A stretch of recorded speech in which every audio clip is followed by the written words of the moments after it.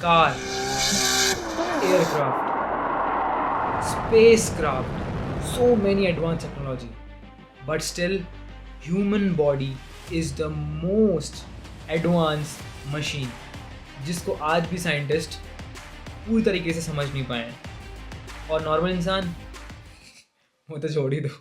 मुद्दा ये है, हम बंदर से इंसान बनाए, नंगू पंगू से कपड़ों तक आ गए, धरती से चांद पर भी पहुंच गए, पर जब बात आई इस बॉडी को मजबूत बनाने की तो हम कंफ्यूज हो रखे हैं, प्रोटीन लूं या फिर मांस गेनर। सही में? चलो कोई नहीं, आज तुम्हारे सारे डाउट्स क्लियर कर देंगे इस वीडियो। सच्ची में।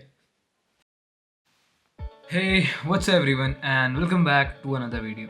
तो आज का वीडियो बहुत सिंपल है बट बहुत ज़्यादा इंपॉर्टेंट है। तो आज के वीडियो ये नहीं होने वाला है कि प्रोटीन बेटर है या फिर मांस गेनर। आज का सिंपल सा वीडियो होने वाला है प्रोटीन क्या है, मांस गेनर क्या है और सबसे ज़्यादा इम्पोर्टेंट तुम्हारे लिए बेस्ट क्या है।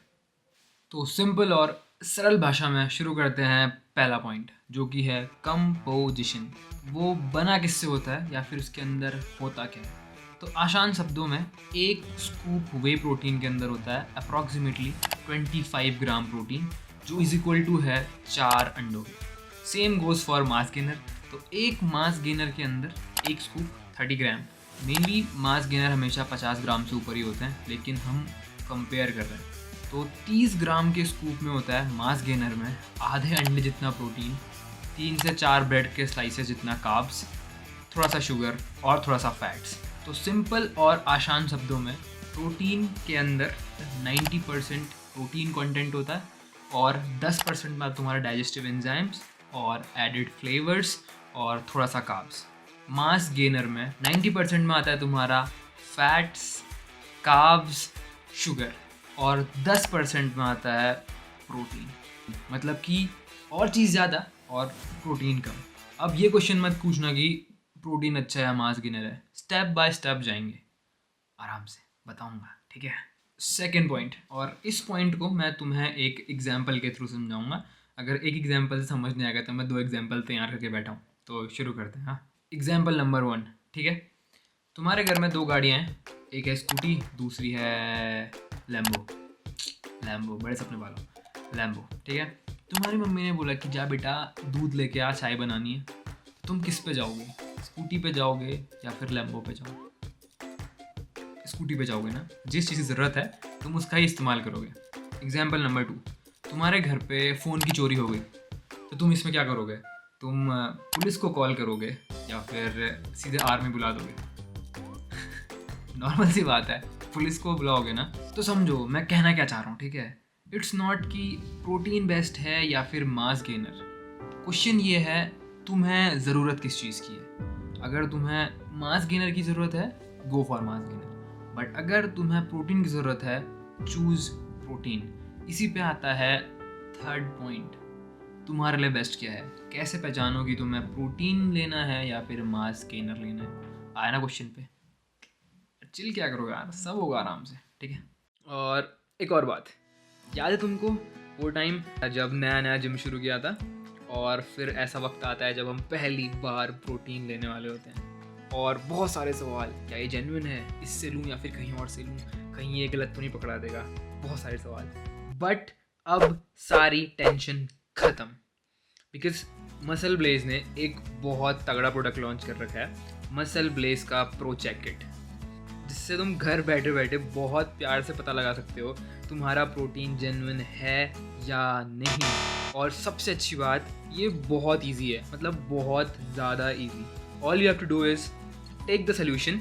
इसको तुम टेस्ट ट्यूब में डाल दो, 2 टेस्ट ट्यूब्स मिलती हैं इसके अंदर और 2 सोल्यूशन मिलते हैं। Take the solution. अब तुम्हें जिस भी प्रोटीन की एक्यूरेसी जेन्युइन है या नहीं है, जितना कंपनी क्लेम करती है इस वे प्रोटीन में उतना प्रोटीन है या नहीं है, वो सब जानने के लिए 10 ml अपना प्रोटीन उस पर मिक्स कर दो और अब इसको छोड़ दो 18 से 24 घंटे के बाद। और 24 घंटे बाद तुम्हें दूध का दूध और पानी का पानी सब पता लग जाएगा।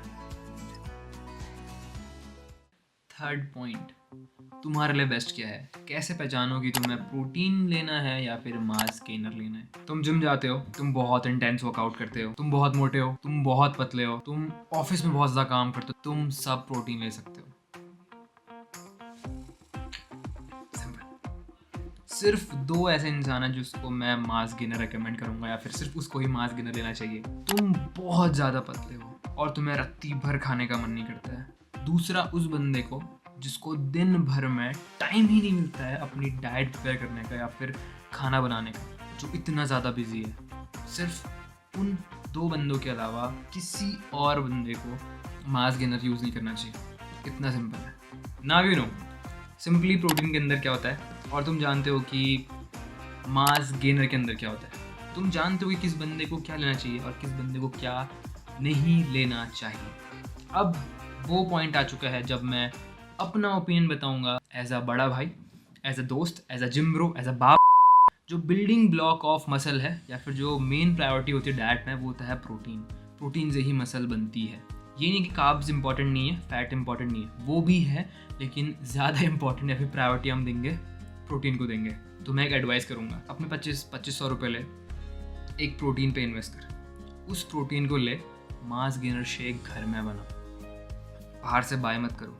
अपने फ्लेवर का बनाओ, अपने टेस्ट के हिसाब से बनाओ, जो चीज़ अच्छी लगती है वो उसमें मिलाओ और बेनिफिट्स उठाओ।